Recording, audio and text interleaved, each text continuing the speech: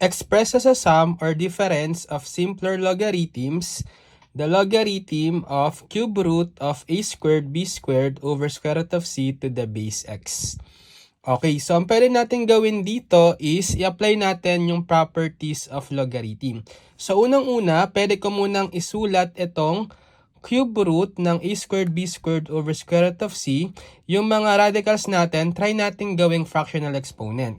So we will have logarithm of, so yung cube root, it means exponent na 1/3, right? So pwede nating erase itong a squared b squared over square root nung c as naka-raise sa 1/3 and then to the base x. Likewise, itong square root of c, pwede rin yan natin gawing sa logarithm of a squared b squared over, so yung square root of c in terms of fractional exponents, that's the same as c raised to 1/2. And then all raised to 1/3 to the base x. Okay, una nating pwedeng i-apply na property is yung power rule for logarithm. That is, if we have logarithm of x, let's say to the base b, raised to n, that's the same as n logarithm of x to the base b. So, pwede nating ibaba sa tabi ng logarithm yung exponent na 1/3, magiging coefficient siya. So, magiging 1/3, okay, logarithm of a squared b squared over c raised to 1/2 to the base x. Okay? And then, pwede nating i-apply next is yung quotient rule. What is quotient rule? That is if we have logarithm of x over y, let's say to the base b, that's equal to the logarithm of x to the base b minus logarithm of y to the base b. So, pwede natin gawing difference itong logarithm as 1/3 logarithm, itong numerator, we have a squared b squared to the base x, and then minus, so lagyan natin ng parenthesis kasi yung 1/3 i-distribute natin mamaya sa difference itong dalawang logarithm.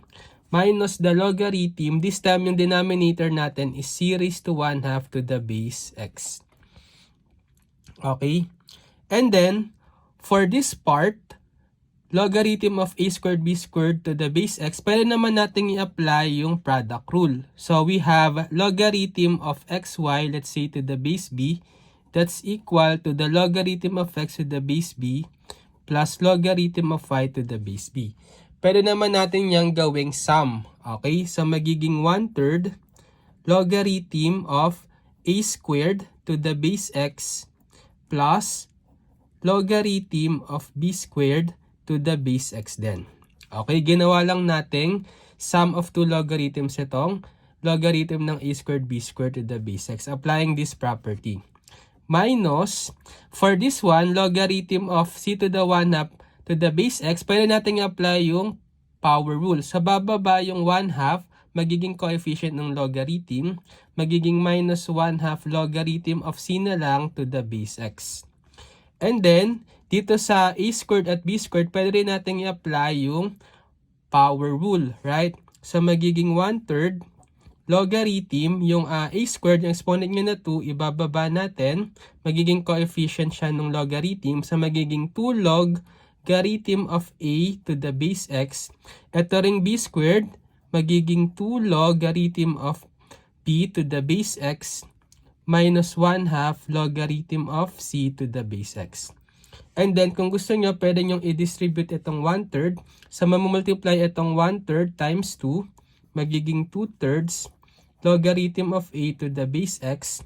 Then, 1/3 times 2, positive 2/3 logarithm of b to the base x. Then, 1/3 times negative 1/2, that's negative 1/6 logarithm of c to the base x. Okay, so therefore, this is the final answer.